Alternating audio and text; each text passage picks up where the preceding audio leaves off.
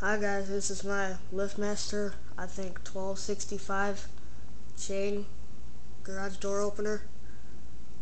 I don't know what kind of door that is because the label got taken off, but there's a better view of it.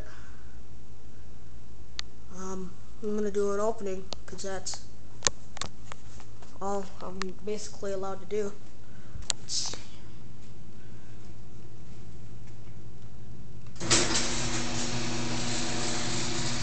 The back lights burnt out, I know.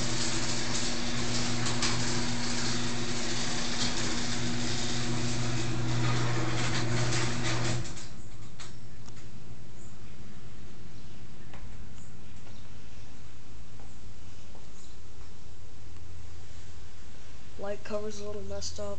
It's got the release handle. Well, y'all have a good one.